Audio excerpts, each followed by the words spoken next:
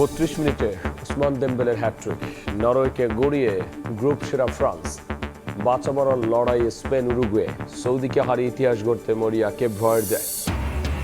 কাঁচাবনে আল বারাকা টাওয়ারে আগুনে দুজনের মৃত্যু, নিয়ম ভেঙে আবাসিক ভবনে অফিস ভাড়া, ছিল না অগ্নি নির্বাপন ব্যবস্থাও, তদন্ত করে ব্যবস্থার ঘোষণা ফায়ার সার্ভিসের। সম্পর্কের নতুন ধাপে ঢাকা বেইজিং, তারেক শি বৈঠকে রোহিঙ্গা প্রত্যাবাসনের সহযোগিতার আশ্বাস, তিস্তা অর্থনৈতিক করিডোরে আগ্রহ, সফর শেষে দেশে প্রধানমন্ত্রী। অবশেষে দুয়ার খুলছে মালয়েশিয়ার শ্রম বাজারের, 2-1 মাসে কর্মী পাঠানো শুরুর আশা। এবার এজেন্সি বাছাই করবে বাংলাদেশ, সিন্ডিকেট এড়াতে স্বচ্ছতা নিশ্চিতের তাগিদ।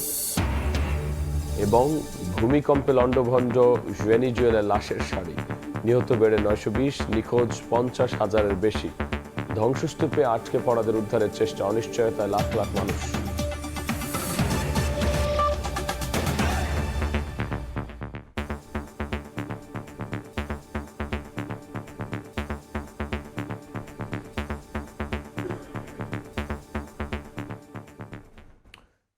ভোরের সময় সঙ্গে আছি আমি গোলাম রাব্বি। ফিফা বিশ্বকাপের খবর। গোল পাননি এমবাপ্পে, মাঠে নামেননি হল্যান্ড। বস্টনে এমবাপ্পে হল্যান্ডের দ্বৈরথ উপভোগের সুযোগ হয়নি দর্শকদের। তবে বিগ ম্যাচে সব আলো কেড়ে নিয়েছেন ওসমান দেমবেলে।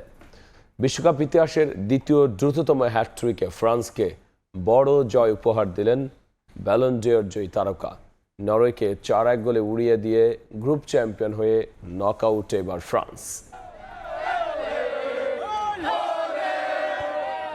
বোস্টনে এমবাপ্পে হল্যান্ডের শোতে ম্যাজিক ম্যান দেমবেলে। প্রায় 1 দশক ধরে যে স্পোর্টিং প্রজেক্ট নিয়ে বিশ্ব ফুটবল মাতাচ্ছে ফরাসিরা, তা এবারের বিশ্বকাপে যেন আরও পরিণত। 2018-র চ্যাম্পিয়ন, 22-এর রানার্স আপরা এবারও হট ফেভারিট। কিলিয়ান এমবাপ্পে যদি হন পোস্টার বয়, তবে এই মুহূর্তে ফ্রেঞ্চদের cheat code Ousmane Dembele. Record গড়া হ্যাটট্রিকে ব্যালন ডি'র জয়ী তারকা আরও একবার মনে করিয়ে দিলেন কি দুর্দান্ত ফর্মে আছেন। এবারের বিশ্বকাপের গ্রুপ পর্বের অন্যতম হাই ভোল্টেজ এক্সাইটিং হিসেবে ধরা হচ্ছিল ফ্রান্স নরওয়ে ম্যাচটাকে। এ প্রজন্মের 2 গোল মেশিন কিলিয়ান এমবাপ্পে ও আর্লিং হল্যান্ড মুখোমুখি আন্তর্জাতিক ফুটবলে। সবাই ধরে নিয়েছিলেন দু দলই আগে নকআউট পর্ব নিশ্চিত করলেও মর্যাদার লড়াইয়ে ছাড় দেবে না একটুও।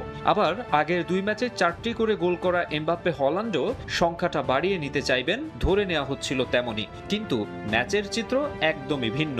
এদিন মাঠেই নামেননি হল্যান্ড। ফাইনাল স্কোর লাইনও এক পেশে একটা ম্যাচের কথাই বলবে। যদিও আক্রমণের হিসেবে একেবারে এক পেশে বলা যাবে না ম্যাচটাকে। ভাইকিংরা চেষ্টা করেছে প্যারিসের দুর্গ ভাঙার, কিন্তু বারবার হয়েছে ব্যর্থ। এমনকি পেনাল্টি পেয়েও হাতছাড়া করেছে সুযোগ। অ্যাসগার্ডের গোলটা ছাড়া 90 মিনিটে আনন্দের উপলক্ষ পাননি নরওয়ের সমর্থকরা। শুরু থেকেই ম্যাচের সব আলো কেড়ে নেন দেমবেলে। 7, 20 ও 32 মিনিটে করেন গোল, গড়েন বিশ্বকাপ ইতিহাসের দ্বিতীয় দ্রুততম হ্যাটট্রিকের রেকর্ড। 1954 সালে অস্ট্রিয়ার এরিক প্রোপস্টের চেকোস্লোভাকিয়ার বিপক্ষে 24 মিনিটে করা হ্যাটট্রিকটাই এখন পর্যন্ত দ্রুততম। এদিন গোলের দেখা না পেলেও নিষ্প্রভ ছিলেন না এমবাপ্পে। দেমবেলের প্রথম 2 গোলে অ্যাসিস্ট করে গোলে অবদানের তালিকায় শীর্ষে তিনি। স্কোর ও অ্যাসিস্ট মিলিয়ে এখন এই বিশ্বকাপে কিলিয়ানের কন্ট্রিবিউশন 6 গোলে। দেমবেলের হ্যাটট্রিকের পর আসরের প্রথম গোলের দেখা পেয়েছেন দেজিরে দুয়ে। হল্যান্ডের নরওয়েকে 4-1 গোলে বিধ্বস্ত করে আই গ্রুপে চ্যাম্পিয়ন হয়েই নকআউটে ফ্রান্স। রাউন্ড অফ 32-তে তাদের সম্ভাব্য প্রতিপক্ষ সি, ডি, এফ, জি ও এইচ গ্রুপের মধ্যে তৃতীয় সেরা কোনো দল। সব মিলিয়ে সেটা সুইডেন হওয়ার সম্ভাবনাই বেশি। অন্যদিকে group runners up Norway round of 32-তে পাচ্ছে আইভরি কোস্টকে। মাকসুম আলম খান, সময় সংবাদ। এমবাপ্পে দেমবেলেদের হাত ধরে তৃতীয় বিশ্বকাপ শিরোপার স্বপ্নে বিভোর ফরাসিরা। দল নিয়ে সমর্থকদের আত্মবিশ্বাস এখন তুঙ্গে। বড় পর্দায় ফ্রান্স নরওয়ে ম্যাচ দেখে প্যারিসের রাস্তায় জয় উদযাপন করেন তারা। আরও জানাচ্ছেন লুৎফুর রহমান বাবু। এবারের বিশ্বকাপে গ্রুপ চ্যাম্পিয়ন হয়ে হট ফেভারিট ফ্রান্স তাদের নিজেদের শক্তিমত্তার পরিচয় দিয়েছে এই ম্যাচে। শুরু থেকে আক্রমণাত্মক খেলে ফ্রান্স। প্রথমার্ধেই 3 গোল দিয়ে বসে তারা নরওয়েকে। প্রথমার্ধে 1 গোল পরিশোধ করে নরওয়ে, দ্বিতীয়ার্ধেও তারা বেশ কয়েকটি সুযোগ পেলেও শেষ পর্যন্ত সেই সুযোগগুলি তারা কাজে লাগাতে পারেনি। এদিকে গ্রুপ পর্বে চ্যাম্পিয়ন হয়ে নকআউট পর্বে যাওয়া ফরাসি ফুটবল দলের জয়ে উচ্ছ্বাস আনন্দ প্রকাশ করেছেন ফুটবল সমর্থকরা। The good players with that, and we are very confident. Excited to see a very good players. And we have to win it this time, eventually against Argentina to get our revenge. And anyway, like, it's nice to be here. গতবার না পারলেও এবার তারা cup নিয়ে ঘরে ফিরবে, এমনটাই প্রত্যাশা ফরাসি ফুটবল সমর্থকদের। অনেকদিন পর এত সুন্দর একটা ম্যাচ দেখলাম যে কল্পনাতীত। এতে মনে হয় যে ফ্রান্স আগামী বিশ্বকাপ আমাদের ফ্রান্সে আসতেছে। দেমবালে যে হ্যাটট্রিক করেছে তাকে স্বাগত জানাচ্ছি। আমরা আশাবাদী এবারকার বিশ্বকাপ আমরা জিতবো। আলেলো ফ্রান্স, বিবলো ফ্রান্স। রক্ষণভাগ এবং আক্রমণভাগ মিলিয়ে বেশ শক্তিশালী এবারের ফরাসি ফুটবল দল। ফ্রান্সের প্যারিস থেকে মোহাম্মদ লুৎফুর রহমান বাবু, সময় সংবাদ। ফিফা বিশ্বকাপ নিয়ে আরও খবর থাকছে এই সংবাদের শেষ অংশে। রাজধানীর কাঁটাবনে আলবারাকা টাওয়ারের 12 তলায় আগুন লেগে মারা গেছেন 2 জন। শুক্রবার মধ্যরাতে অগ্নিকাণ্ড নিয়ে ফায়ার সার্ভিস জানায় বহুতল ভবনটিতে অগ্নি নির্বাপনের ব্যবস্থা ছিল না। এছাড়াও আবাসিক ভবন হলেও নিয়ম বহির্ভূতভাবে ভাড়া দেওয়া হয়েছিল অফিস। তদন্ত করে ব্যবস্থা নেওয়া হবে বলে জানায় ফায়ার সার্ভিস। শুক্রবার রাত 1টার দিকে রাজধানীর এলিফ্যান্ট রোডের কাঁটাবনের 14 তলা বিশিষ্ট আলবারাকা টাওয়ারের 12 তলায় আগুনের সূত্রপাত। মুহূর্তেই ছড়িয়ে পড়ে উপর ও নিচ তলায়, আটকা পড়েন অনেকে। নিরাপদে নেমে আসা বাসিন্দারা জানান ভবনটি আবাসিক হলেও আগুন লাগা ফ্লোরটিতে রয়েছে আইনজীবীদের চেম্বার। সেখানে আটকে পড়া 2 জন মুঠোফোনে উদ্ধারের আকুতি জানানোর পর তাদের সঙ্গে আর যোগাযোগ করা সম্ভব হয়নি। পাশের ফ্ল্যাটের লোকজন চিল্লায় বলতেছে হচ্ছে টপ 10 এর বিল্ডিং আগুন। তখন হচ্ছে আমরা দৌড়ে চলে আসছি, ফ্যামিলি নিয়ে নিচে নেমে চলে আসছি। এখন দেখেন 88 ফ্যামিলি থাকে। একজনকে ফোন দিয়েছে যে আমরা ভিতরে মানে 2 জন লোক ছিল, এখন জানি না উনি কোথায়। ঠাস ঠাস মানে কাজ ভাঙার আওয়াজ, মানে মনে হচ্ছে কেউ মানে প্লেট ভাঙতেছে বা ভেঙে পড়ছে এরকম মনে হচ্ছে। একজন ফোন করে জানাইছে যে স্যার আগুন লাগছে, আমাকে বাঁচান, আর কিছু বলে নাই। তারপর থেকে আর ফোনে পাচ্ছি না। 2 ঘন্টার চেষ্টায় আগুন নিয়ন্ত্রণে আনে ফায়ার সার্ভিসের 6টি ইউনিট। মুমূর্ষু অবস্থায় উদ্ধার করে 2 জনকে হাসপাতালে পাঠালে তাদের চিকিৎসক মৃত ঘোষণা করেন বলে জানান নিউ মার্কেট থানার ভারপ্রাপ্ত কর্মকর্তা। ওখানে অ্যাডভোকেট নোমান সাহেব থাকতেন, তার সহকারী আরেকজন 13 তলার উনি অ্যাডভোকেট, আরেকজন অ্যাডভোকেটের সহকারী তিনি। একজনের নাম আপাতত যেটুকু পেয়েছে সালাম, তার বাড়ি বগুড়া, আরেকজনের নাম জনি, তার বাড়ি কিশোরগঞ্জ। এতটুকু পেয়েছি, বিস্তারিত তথ্য আমরা সংগ্রহের চেষ্টা করছি। ফায়ার সার্ভিস জানায় আল বারাকা টাওয়ারের অগ্নি নির্বাপন ব্যবস্থা ছিল না। এছাড়া নিয়ম বহির্ভূতভাবে আবাসিক ভবনে অফিস ভাড়া দেওয়া হয়েছিল। যেহেতু অগ্নি নির্বাপন ব্যবস্থা আমরা কোনো কিছুই পাই নাই, সেহেতু আমাদের নীতিমালার বাইরে এই বিল্ডিংটা অবস্থা। আবাসিক যদি ভবন হয় সেখানে ল চেম্বার থাকা কোনো অবস্থায় ঠিক না। যদি আবাসিক কাম বাণিজ্যিক হয় সেখানে থাকতে পারে। আগুন লাগার কারণ নিশ্চিত করে বলতে পারেনি ফায়ার সার্ভিস। তদন্ত করে ব্যবস্থা নেওয়ার কথা জানায় সংস্থাটি। শফিকুজ্জামান রুবেল, সময় সংবাদ, ঢাকা। দ্বিপাক্ষিক সম্পর্কে নতুন ধাপে বাংলাদেশ চীন। বেইজিংয়ে দ্বিপাক্ষিক বৈঠকের পর প্রধানমন্ত্রী তারেক রহমানের সঙ্গে একান্ত বৈঠকও করেন প্রেসিডেন্ট শি জিনপিং। আলোচনায় রোহিঙ্গা সমস্যার সমাধানে ভূমিকার পাশাপাশি ঢাকা বেইজিং ইকোনমিক করিডোরে আগ্রহ প্রকাশ করেছে চীন। এছাড়া তিস্তা মহাপরিকল্পনা বাংলাদেশিদের জন্য চীনে মেডিকেল ভিসা চালু করতে চায় বেইজিং। বৈঠকের পর ব্রিফিংয়ে কথা তুলে ধরেন প্রধানমন্ত্রীর 2 উপদেষ্টা। বলেছেন প্রধানমন্ত্রী ঐতিহাসিক চীন সফরে দ্বিপাক্ষিক সম্পর্ক ও অংশীদারিত্বের ভিত্তি রচনা হলো। মিজানুর রহমানের ক্যামেরায় চীন থেকে আহমেদ সালেহিনের রিপোর্ট। আত্মমর্যাদা ও সম্মানের উপর দাঁড়িয়ে অর্থনীতিকে এগিয়ে নেওয়ার নতুন বার্তা, দ্বিপাক্ষিক সম্পর্ক জোরদার আর বহুমাত্রিক বাণিজ্য সহযোগিতার নতুন ভিত গড়ার অধ্যায় রচিত হলো বেইজিং সফরে। মুখোমুখি চীনের রাষ্ট্রপতি শি জিনপিং এবং প্রধানমন্ত্রী তারেক রহমান। স্থানীয় সময় সকালে বেইজিংয়ের গ্রেট হলে 2 শীর্ষ নেতার উপস্থিতিতে অনুষ্ঠিত হয় 2 দেশের দ্বিপাক্ষিক বৈঠক। এতে উপস্থিত ছিলেন ঢাকা বেইজিংয়ের নীতি নির্ধারকরা। আলাদাভাবে একান্ত বৈঠকও সেরেছেন 2 নেতা। মাননীয় প্রধানমন্ত্রীর 4 দিনের সফরের বিস্তারিত জানাতে সংবাদ সম্মেলন করে প্রেস উইং। বন্ধনটা শুধু সীমিত টেম্পোরারি থাকবে না, it will be a long term commitment of the People's Republic of China under the leadership of president Xi Jinping, যে একটা লং টার্ম কমিটমেন্ট থাকবে বাংলাদেশের উন্নয়নে। Rohingya issue is a top national security concern. তো প্রথম উদ্যোগ যে নিতে হবে আমরা নিব। এদিকে মিয়ানমারকে সংযুক্ত করে ঢাকা বেইজিং ইকোনমিক করিডোরে চীন আগ্রহ প্রকাশ করেছে বলেও জানান মাহাদি আমিন। বলেন, তিস্তা মহাপরিকল্পনা ও দেশের অন্যান্য নদী ব্যবস্থাপনায় চীন সহযোগিতা করতে চায়। কিভাবে বাংলাদেশ থেকে মায়ানমার এবং চীন হয়ে একটি ইকোনমিক করিডোর তৈরি করা যায়, যে ইকোনমিক করিডোরের মূল উদ্দেশ্য হবে বাংলাদেশের অর্থনীতিকে আরো ব্যাপ্তি বাড়ানো, ইকোনমিক ট্রানজ্যাকশন বাড়ানো। তিস্তা মহাপরিকল্পনা সহ পানি ব্যবস্থাপনায় চীন গুরুত্বপূর্ণ ভূমিকা রাখতে চায়। প্রধানমন্ত্রীর এই চীন সফরে অর্জন কি জানতে চাইলে উপদেষ্টা জানান, দ্বিপাক্ষিক সম্পর্ক ও অংশীদারিত্বের ভিত্তি রচনা হয়েছে এই সফরে। বাংলাদেশ এবং চীনের সম্পর্ককে একটি নতুন উচ্চতায় নিয়ে গিয়েছে এবং তার উপর ভিত্তি করে আগামীর বাংলাদেশের জন্য একটি নতুন অধ্যায় সূচিত হবে। এর আগে চীনের ঐতিহাসিক তিয়ানান মেন স্কোয়ারে যান প্রধানমন্ত্রী তারেক রহমান, যেখানে মনুমেন্ট টু দ্য পিপলস হিরোজে শ্রদ্ধা জানান বীর বিপ্লবীদের। চীনে প্রধানমন্ত্রীর 4 দিনের সফরে শুধু দ্বিপাক্ষিক সম্পর্ক উন্নয়নের বিষয় ছিল না, যেখানে ছিল ব্যবসা বাণিজ্য এবং বিনিয়োগের ক্ষেত্রে আশ্বাস। এছাড়া রোহিঙ্গা সমস্যা সমাধানে চীন যেমন সহযোগিতা করবে, তেমনি ঢাকা, বেইজিং এবং মিয়ানমারকে একযোগে সংযুক্ত করে ইকোনমিক করিডোর করতে চায় চীন সরকার। সে প্রত্যাশাও এসেছে এই সফরের মধ্য দিয়ে। আহমেদ সালেহীন, সময় সংবাদ, বেইজিং, চীন। 6 দিনের বিদেশ সফর শেষে ঢাকায় ফিরেছেন প্রধানমন্ত্রী তারেক রহমান। রাত 7:45 সরকার প্রধানকে বহনকারী চায়না সাউদার্ন এয়ারলাইন্সের ফ্লাইটটি শাহজালাল বিমানবন্দরে পৌঁছায়। দেশে ফিরে প্রধানমন্ত্রী উপদেষ্টা জানিয়েছেন, চীনের প্রেসিডেন্টের বাণিজ্যিক করিডোরের প্রস্তাবকে ইতিবাচক দেখছে সরকার।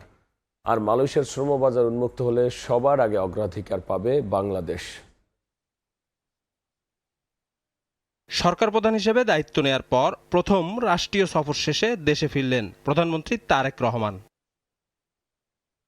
মালয়েশিয়া ও চীনে 6 দিনের সফর শেষে শুক্রবার রাত 7:45 শাহজালাল আন্তর্জাতিক বিমানবন্দরে নামেন প্রধানমন্ত্রী ও তার সফর সঙ্গীরা। এ সময় প্রধানমন্ত্রীকে স্বাগত জানান মন্ত্রিপরিষদের সদস্য, উপদেষ্টা, সংসদ সদস্য এবং সরকারের ঊর্ধ্বতন কর্মকর্তারা। সহধর্মিণী ডাক্তার জুবাইদা রহমানকে সঙ্গে নিয়ে রাত 8টার কিছু পরেই বিমানবন্দর থেকে বের হন প্রধানমন্ত্রী তারেক রহমান। এ সময় সঙ্গে ছিল সফর সঙ্গীদের গাড়িবহর। পরে দুই দেশের সফরের বিষয়ে গণমাধ্যমে কথা বলেন প্রধানমন্ত্রীর উপদেষ্টা মাহাদি আমিন ও প্রধানমন্ত্রীর প্রেস উইং। দুই দেশের রাষ্ট্রপ্রধানরা আমাদের মাননীয় প্রধানমন্ত্রীকে যে সম্মান দেখিয়েছে, এ সম্মান ভুলবেন নয়। এই সম্মান বাংলাদেশের জনগণকে দেখিয়েছে। বিগত সরকারের মতো নয়, আমরা ইনশাল্লাহ এমন চুক্তি করেছি যেগুলো আপনারা আস্তে ধীরে জানতে পারবেন ইনশাল্লাহ। মালয়েশিয়া ও চীনের সঙ্গে স্বাস্থ্যসেবা, বাণিজ্য, বিনিয়োগ, কর্মসংস্থান, শিক্ষা, সংস্কৃতি এবং দুই দেশের জনগণের যোগাযোগ জোরদারের বিষয়ে ফলপ্রসূ আলোচনা হয়েছে বলে জানান প্রধানমন্ত্রীর উপদেষ্টা। মালয়েশিয়া এবং চীন দুক্ষেত্রেই বাংলাদেশের স্বার্থ সংশ্লিষ্ট প্রতিটি বিষয় নিয়ে মাননীয় প্রধানমন্ত্রী মালয়েশিয়ার রাজা এবং প্রধানমন্ত্রী এবং চীনের প্রিমিয়ার এবং প্রেসিডেন্টের সাথে ডিটেলে আলোচনা করেছেন। বাংলাদেশের স্বার্থ, বাংলাদেশের সার্বভৌমত্ব এবং বাংলাদেশের বিনিয়োগ কীভাবে বৃদ্ধি করা যায়, বাণিজ্যের প্রসার কীভাবে করা যায়, কর্মসংস্থান কীভাবে সৃষ্টি করা যায়, পিপল টু পিপল কানেক্টিভিটি অর্থাৎ শিক্ষা, স্বাস্থ্য, কালচার, মিডিয়া প্রতিটি ক্ষেত্রে কিন্তু দুই দেশের সাথে বিস্তৃত আলোচনা হয়েছে। নির্বাচিত সরকারের সঙ্গে চীন কাজ করার আগ্রহ প্রকাশ করেছে বলে জানান মাহাদি আমিন। চীনের যে সম্পর্ক বাংলাদেশের সাথে, সে ঐতিহাসিক সম্পর্ককে উনি দ্বিপাক্ষিকভাবে একটা বহুমাত্রিক রূপ দিয়েছেন, যাকে আমরা বলছি যে লং টার্ম স্ট্র্যাটেজিক পার্টনারশিপ, অর্থাৎ দীর্ঘমেয়াদী অংশীদারিত্বের একটা প্রসার, যেটা মূল ভিত্তি হবে কৌশল। এবং অবশ্যই আমরা এর মাধ্যমে উন্নয়ন, অগ্রযাত্রা, বাণিজ্য, বিনিয়োগ, কর্মসংস্থান সহ বিভিন্ন বিষয় যা আছে দ্বিপাক্ষিক সম্পর্কের ক্ষেত্রে, বহুপাক্ষিক সম্পর্কের ক্ষেত্রে ইন্টারন্যাশনাল লেভেলে, সেগুলি নিয়ে ইনশাআল্লাহ একযোগে কাজ করব। বাংলাদেশের সার্বভৌমত্ব, জাতীয় স্বার্থ এবং অর্থনৈতিক উন্নয়নকে আরও এগিয়ে নেওয়ার লক্ষ্যে দ্বিপক্ষীয় সহযোগিতা সম্প্রসারণের বিষয়েও দুই দেশ একমত হয়েছে বলেও জানান প্রধানমন্ত্রীর উপদেষ্টা।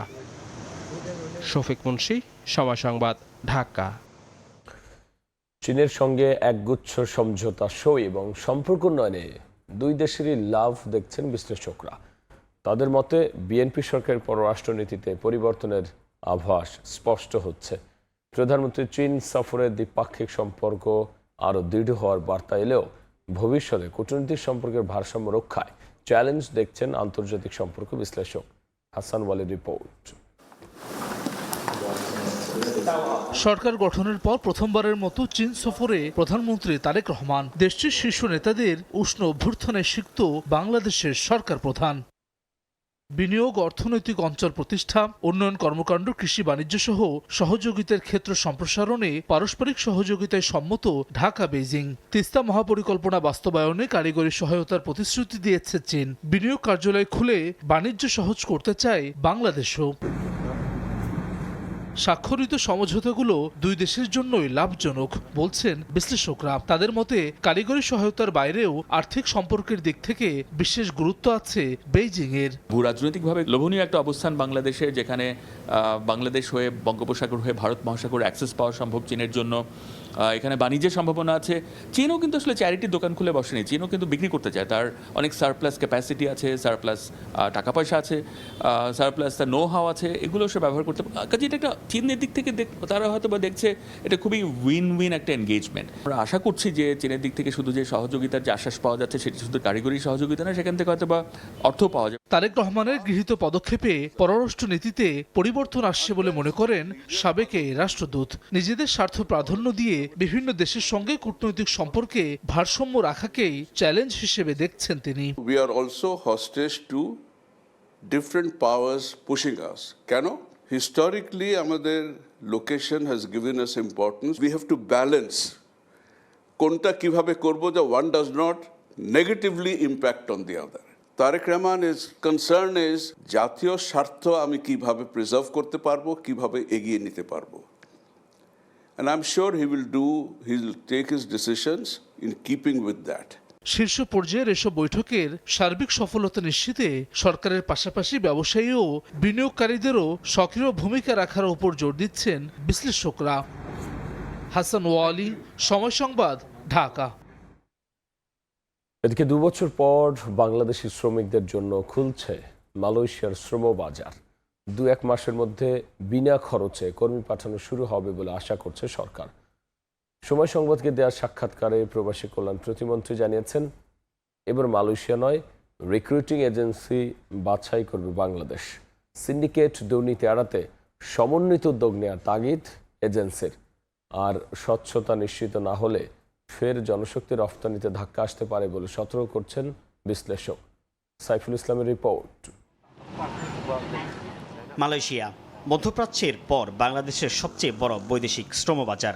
বরাবরই আলোচনার সামনে অনিয়ম আর সিন্ডিকেটের অভিযোগ। 2008 সালে বন্ধের পর চালু হয় 2016-তে। দুর্নীতির অভিযোগে ফের 2018 সালে বাংলাদেশ থেকে শ্রমিক নেওয়া বন্ধ করে দেয় দেশটি। 2021 সালের 18 ডিসেম্বর নতুন সমঝোতা চুক্তির মাধ্যমে সেই বাজার খুলতে সময় লেগে যায় 3 বছর। 2022 সালের আগস্টে শুরু হয় কর্মী যাওয়া। 2024-এর 1 জুন আবারও বাংলাদেশিদের জন্য বন্ধ হয় দেশটির শ্রমবাজার। এরপর শুরু হয় দুই দেশের আলোচনার টেবিলে নানা শর্ত শিথিলের দর কষাকষি। সম্প্রতি প্রধানমন্ত্রী তারেক রহমানের মালয়েশিয়া সফরে অগ্রাধিকার পায় দেশটির শ্রমবাজারে বাংলাদেশিদের কর্মসংস্থানের বিষয়।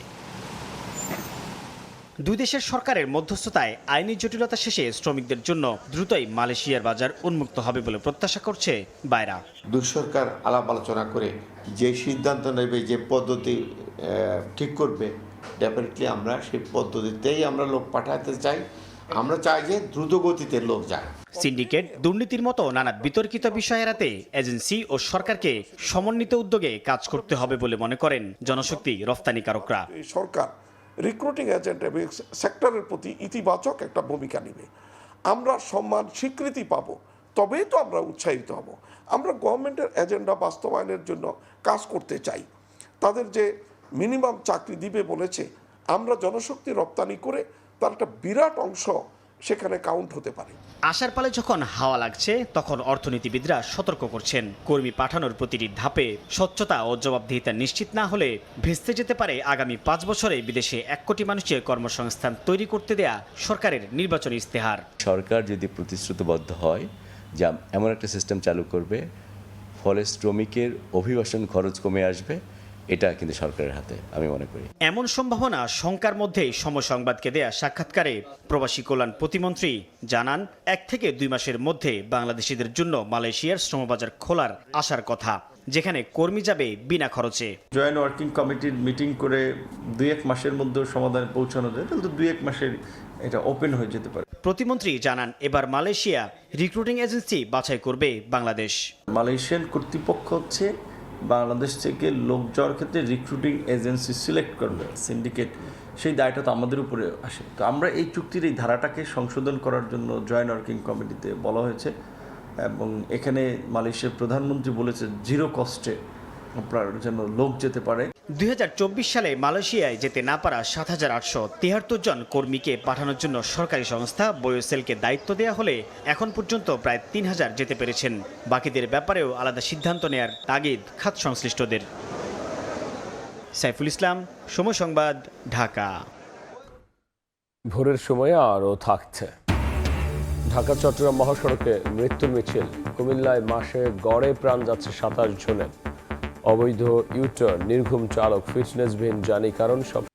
জুলাই হতাহতদের মতোই গুমের শিকার পরিবারকেও দেওয়া হবে বিশেষ ভাতা। চলতি বাজেটে বরাদ্দ রাখা হবে। আন্তর্জাতিক নির্যাতন বিরোধী দিবসের আলোচনায় কথা জানিয়েছেন স্থানীয় সরকার মন্ত্রী মির্জা ফখরুল ইসলাম আলমগীর।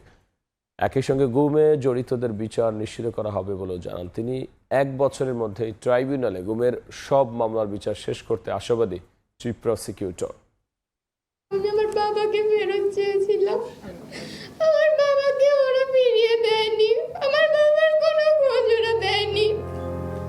গুমের শিকার পরিবারের স্বজনদের কান্নায় ভারী হলো আন্তর্জাতিক নির্যাতন বিরোধী দিবসের আয়োজন। আওয়ামী লীগ শাসন আমলের 17 বছরে এমন কত শত স্বজন হারার গল্প দেশ জুড়ে। শুক্রবার সকালে রাজধানীর কৃষিবিদ ইনস্টিটিউটে এসব গল্পরা যেন আরতি হয়ে ঝরল কণ্ঠে কণ্ঠে।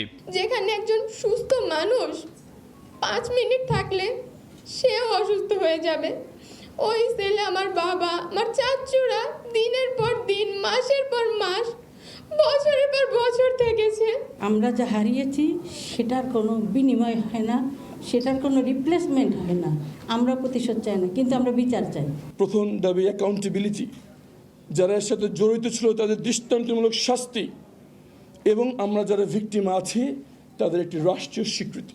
কেউ হারিয়েছেন বাবা, কারো ভাই, কারো স্বামী, আবার কারো সন্তান। গুমের শিকার পরিবারের সদস্যদের নিয়ে গড়ে ওঠা সংগঠন মায়ের ডাক রাজপথ থেকে বিচারের দাবি নিয়ে গেছে আদালতে। আন্তর্জাতিক অপরাধ ট্রাইব্যুনালের চিফ প্রসিকিউটরের আশা 1 বছরের মধ্যে নিষ্পত্তি হবে এসব মামলার। আর গুমের শিকার পরিবারের জন্য বিশেষ সংসদীয় কমিটি গঠনের পরামর্শ দেন ডেপুটি স্পিকার। যারা ভিকটিম আছেন এবং মেম্বার অফ পার্লামেন্ট আছেন, তারা অফকোর্স অন্যান্য মেম্বার অফ পার্লামেন্টের সাথে কথা বলে সংসদে একটা সংসদীয় স্পেশাল কমিটি করতে হবে। ন্যায় বিচার সুনিশ্চিত করার জন্য ট্রাইব্যুনালের সংখ্যা বাড়ানোর দাবি আসছে, বাজেট বাড়ানোর দাবি আসছে। আমাকে যদি আল্লাহ 1 বছর বাঁচিয়ে রাখে, এই 1 বছরের মধ্যে অন্তত মায়ের ডাকের যে গুম বা অপহরণের শিকার যে পরিবারগুলো, এই 1 বছরের মধ্যে সমস্ত বিচার আমি ইনশাল্লাহ শেষ করব। আওয়ামী লীগ শাসনামলে রাজনৈতিক গুম নির্যাতনের ভয়াবহতা তুলে ধরেন স্থানীয় সরকার মন্ত্রী ও বিএনপি মহাসচিব মির্জা ফখরুল ইসলাম আলমগীর। জানান ভাতা পাবে ভুক্তভোগী পরিবার। আমি বিশ্বাস করি একে একে প্রত্যেকটা ধারা পড়বে, প্রত্যেকের বিচার হবে। যদি মুক্তিযোদ্ধাদের ভাতা দেওয়া হয়, জুলাই যোদ্ধাদের ভাতা দেওয়া হয়, তাহলে গুম হয়ে পরিবারগুলোকে কেন ভাতা দেওয়া হবে না? অবশ্যই ভাতা দিতে হবে, এবং সেটা আমরা এই বাজেটেই তার প্রভিশন রাখার ব্যবস্থা করব। স্থানীয় সরকার মন্ত্রী বলেন, গুমের মতো অপরাধের আর পুনরাবৃত্তি চায় না সরকার। আমরা আর এই গুম হয়ে যাওয়া ঘটনাগুলোর সঙ্গে সম্পৃক্ত হতে চাই না। ফারুক ভিয়া, রবিন, সময় সংবাদ, ঢাকা। সরকার গণরায়কে উপেক্ষা করেছে অভিযোগ করে জামায়াত আমির ডাক্তার শফিকুর রহমান বলেছেন, জনগণের দাবি আদায় ও বাস্তবায়নে বিরোধী দল সংসদের ভেতরে এবং বাইরে সমানভাবে ভূমিকা রাখবে। শুক্রবার সকালে রাজধানীর আল ফালাহ মিলনায়তনে আয়োজিত এক সংবাদ সম্মেলনে তিনি এসব কথা বলেন। সরকার জনকল্যাণমূলক উদ্যোগ নিলে বিরোধী দল সহযোগিতা করবে, তবে গণবিরোধী কোনো সিদ্ধান্ত নিলে তার প্রতিবাদ এবং প্রয়োজনে প্রতিরোধ গড়ে তোলা হবে। এ সময় তিনি দেশের আইনশৃঙ্খলা পরিস্থিতির অবনতির সমালোচনা করে জনগণকে ন্যায্য অধিকার আদায় ঐক্যবদ্ধ থাকার আহ্বান জানান। পরবর্তীতে দুনিয়াতে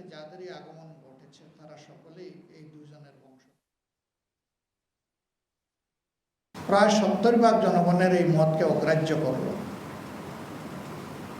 ফলে আমরা যেখানে ছিলাম সেখানেই থেকে গেলাম, কোনো পরিবর্তন আসলো না। জনগণ শুধু হতাশ নয়, ক্ষুব্ধ। প্রথমত তাদের ভোটের মূল্যায়ন কেন করা হলো না? ইতিমধ্যে এই দাবি বাস্তবায়নের জন্য 11 দলীয় ঐক্যের পক্ষ থেকে ধারাবাহিক কর্মসূচি পালন করছে। এটা কোনো দলের জন্য নয়, কোনো ঐক্য জোটের জন্যও নয়, এই দাবি জনগণের জন্য। এই রায় দিয়েছে জনগণ, জনগণের স্বার্থেই এই দাবি বাস্তবিত হতে হবে। একটাই পৃথিবী, 7টা মহাদেশ, এক মঞ্চেই 48টা গোলার্ধ জুড়ে উচ্ছ্বাসের ঢেউ, 39 দিনের লড়াই। বিমান নামে গ্রাহকের টাকা হাতিয়ে নেওয়া ফরেস্ট ইসলামী লাইফ ইন্স্যুরেন্সের সাবেক চেয়ারম্যান নজরুল ইসলাম সহ সংশ্লিষ্টদের বিরুদ্ধে দুদকের 8 মামলার তদন্ত প্রায় শেষ। 1500 কোটি টাকা আত্মসাতের তদন্তে নাম আসছে আওয়ামী সুবিধাভোগীদেরও। যদিও ফরেস্টের বর্তমান কর্তৃপক্ষের দাবি লুটপাটের মাধ্যমে অন্তত 3,500 কোটি টাকা সরিয়েছে নজরুল ইসলাম সিন্ডিকেট। অপরাধীদের শাস্তির পাশাপাশি গ্রাহকের পাওনা অর্থ দ্রুত ফেরত দেওয়ার তাগিদ টিআইবির। তাসলিম তৌহিদের প্রতিবেদন। পাসপোর্ট নিতে এসে দুদকের হাতে ধরা পড়েন ফরেস্ট ইসলামী লাইফ ইন্স্যুরেন্সের সাবেক চেয়ারম্যান নজরুল ইসলাম। গ্রাহকের 207 কোটি টাকা আত্মসাতের মামলায় গত বছরের অক্টোবরে তাকে গ্রেফতার করা হয়। তবে লুটপাট কেবল এই 207 কোটি টাকাতেই সীমাবদ্ধ নয়। দুদকের তথ্য বলছে 2010 থেকে 2021 সাল পর্যন্ত নজরুল ইসলামের নেতৃত্বে একটি সিন্ডিকেট জমি কেনা সহ নানা উপায়ে প্রায় 1500 কোটি টাকা লুটপাট করে। নজরুল ইসলাম ছাড়াও গ্রেফতার হয়েছে সাবেক এমডি হিমায়তুল্লাহ, বাকিরা এখনও বাইরে। এসব অভিযোগে দুদকের 8 মামলার বেশিরভাগেরই তদন্ত প্রায় শেষ। চার্জশিট দেওয়া হবে যে কোনো সময়। বিভিন্নভাবে আত্মসাতের অভিযোগে দুদকে অনেকগুলো অভিযোগ আসে। সেসব অভিযোগ তদন্ত শেষে দুদক থেকে ইতিমধ্যে 8টি মামলা দায়ের করা হয়েছে এবং এগুলো বর্তমানে তদন্তাধীন রয়েছে। রাজনীতি ছত্রছায়া যেহেতু হয়েছিল এই অপকর্মগুলা, সে কারণে আপনার এই মামলা দায়ের করা কিংবা অনুসন্ধানে ডিলে হয়েছিল। দ্রুততম সময়ের মধ্যে এই সমস্ত মামলার অনুসন্ধান কার্য সম্পন্ন হবে এবং আসামিদের বিরুদ্ধে আমরা চার্জশিট দাখিল করতে পারবো। 40 লাখ গ্রাহকের এই ফরেস্ট ইসলামী লাইফ ইন্স্যুরেন্সের বর্তমান পরিচালনা পর্ষদ নিম্নয়ের খেটে খাওয়া মানুষসহ গ্রাহকদের প্রাপ্য অর্থ বুঝিয়ে দিতে হিমশিম খাচ্ছে।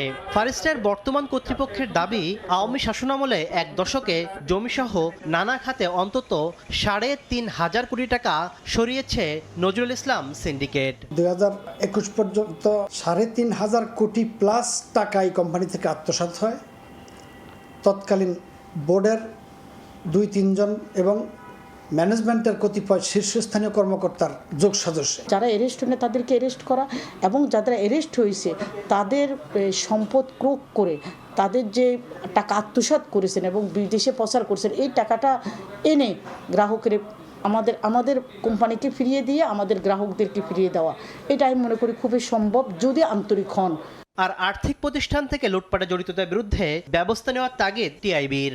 যাদের বিরুদ্ধে মামলা সেটাকে দুদক হোক বা অন্য যে কোনো আর্থিক মামলা আর্থিক প্রতিষ্ঠান সংক্রান্ত মামলা হিসেবেও তার যথাযথ প্রক্রিয়া অনুসরণ করে যাদের বিরুদ্ধে অভিযোগ তাদেরকে জবাবদিহিতার আওতায় আনতে হবে। দুদকের তথ্য বলছে ফরেস্ট থেকে লুটপাট করে সাবেক চেয়ারম্যান নজরুল ইসলাম অন্তত 100 কোটি টাকার অবৈধ সম্পদ গড়েছেন। তাসলিম তৌহিদ, সময় সংবাদ, ঢাকা। নিবন্ধনের 3.5 মাস আগেই ভূমি অধিগ্রহণের টাকা ছাড় করেন অতিরিক্ত জেলা প্রশাসক। অভিযোগ উঠেছে পাওয়ার অফ অ্যাটর্নির ভুয়া দলিল দিয়ে একজনের টাকা তুলে নিয়েছেন আরেকজন। এই অনিয়ম হয়েছে ঢাকা রংপুর মহাসড়ক 4 লেনে উন্নীতকরণ প্রকল্পে। গাইবান্ধা থেকে হেদায়েতুল ইসলাম বাবুর রিপোর্ট। ঢাকা রংপুর মহাসড়ক 4 লেন উন্নীতকরণ প্রকল্পে পলাশবাড়ির সাইদুর রহমান ও শামসুল আলমের কাছ থেকে 1.25 শতক জমি অধিগ্রহণ করে সরকার। 2025 সালের 15 ডিসেম্বর অতিরিক্ত জেলা প্রশাসক আল মামুনের আদেশে অধিগ্রহণের 18,09,375 টাকার পুরোটাই তুলে নেন শামসুল আলম। 2025 সালের 1 সেপ্টেম্বরের আদেশে বলা হয় সাইদুর রহমান সম্পূর্ণ টাকা তুলে নেয়ার জন্য শামসুল আলমকে 6886 নম্বর পাওয়ার অব অ্যাটর্নির দলিল করে দেন। সে অনুযায়ী টাকা ছাড় করা হয়। 1 সেপ্টেম্বর আদেশ হলেও 3 মাস পরে 15 ডিসেম্বর নিবন্ধন হয়েছে পাওয়ার অব অ্যাটর্নির দলিল। আবার রেজিস্ট্রি অফিসে সেই দলিলের কোনো হদিস নেই। পাওয়ার অব অ্যাটর্নির ওই দলিলের জায়গায় পাওয়া যায় অন্য দাতা ও গ্রহীতার দলিল। আবেদন করার পরেও ওনারা কোনো আমার প্রতি কোনো পদক্ষেপ নেয় নাই। এই শামসুল আলম 2 নম্বরই একটা কাজ করে সে টাকাটা উত্তোলন করে।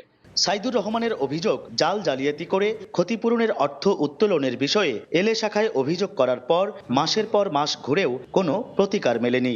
আর অভিযুক্ত শামসুল আলম বলছেন, জেলা প্রশাসকের কার্যালয়ের কর্মকর্তা কর্মচারীরা তাকে পাওয়ার অব অ্যাটর্নির দলিল তৈরি করে ক্ষতিপূরণের অর্থ পরিশোধ করেছেন। আমি টাকা পাইছি, অবকাঠামো এবং জমির মালিক আমি, এই জন্য আমি টাকা তুলছি। পাওয়ার অব অ্যাটর্নি কি কাজ করা লাগে ডিসি অবশ্য ওনারাই করছে। গণমাধ্যম কর্মীরা বিষয়টি রাজস্ব শাখায় দায়িত্বরত অতিরিক্ত জেলা প্রশাসক আল মামুনের নজরে আনলে এ নিয়ে পুনরায় শুনানি গ্রহণ করার আশ্বাস দেন তিনি। যে ব্যক্তি পাওয়ার অব অ্যাটর্নির কথা আপনি বললেন, উনি একটা অভিযোগ দাখিল করেছেন আমাদের এখানে। উনি যদি আমার অফিসের কোনো কর্মকর্তা বা কর্মচারী এর সঙ্গে জড়িত থাকে, তার বিরুদ্ধে আমাদের যে আইন কানুন রয়েছে, বিধি রয়েছে, তার আলোকে আমরা ব্যবস্থা নেব। এদিকে পলাশবাড়ির নুনিয়াগাড়ি এলাকার বাসিন্দা রেজাউল করিমের মা রেখা বেগমের কেনা 1 শতক জমি একই মহাসড়কের জন্য অধিগ্রহণ করা হলেও তাকে এখনো ক্ষতিপূরণের অর্থ পরিশোধ করা হয়নি। গাইবান্ধার গোবিন্দগঞ্জ, পলাশবাড়ি ও ধাপেরহাট অংশে ভূমি অধিগ্রহণের ব্যাপক অনিয়মের অভিযোগ আছে। সড়কের কুমিল্লায় 7 মাসে 156টি দুর্ঘটনায় নিহত হয়েছেন 191 জন। অবৈধ ইউটার্ন, নির্ঘুম চালক, ছোট বড় যানবাহনের গতির পার্থক্য, ফিটনেসবিহীন যানবাহন সহ একাধিক কারণে প্রাণ যাচ্ছে মানুষের। প্রশ্ন উঠছে, এগুলো কি শুধুই দুর্ঘটনা নাকি প্রতিরোধ করা সম্ভব ছিল এমন মৃত্যু? ইশতিয়াক আহমেদের রিপোর্ট।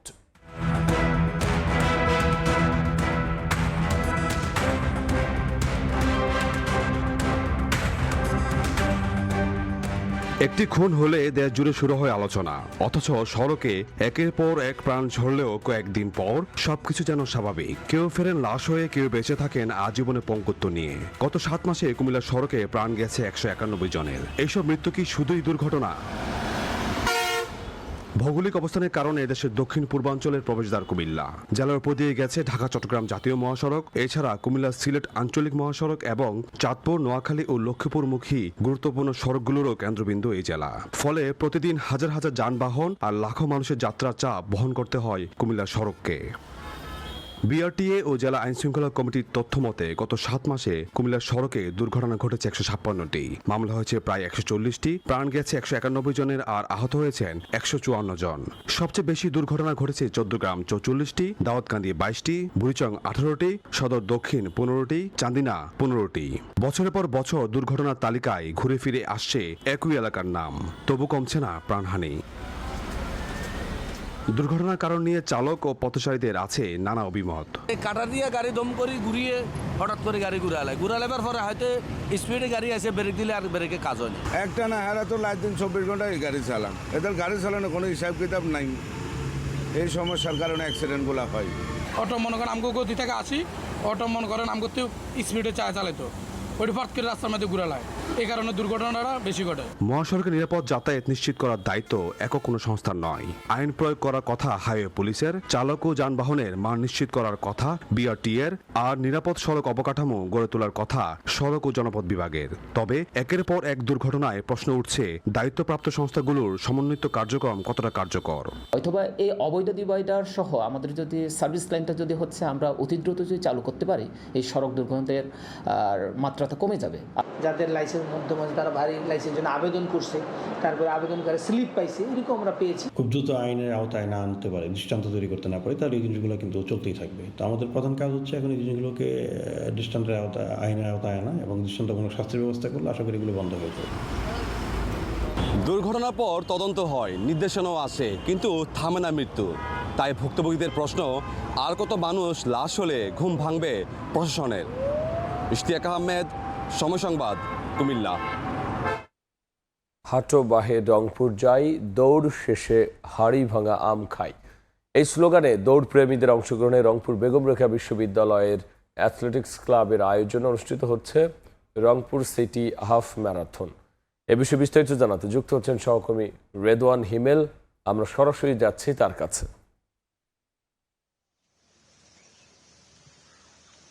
হাটো বাহে রংপুর যাই, দৌড় শেষে হাড়ি ভাঙা আম খাই।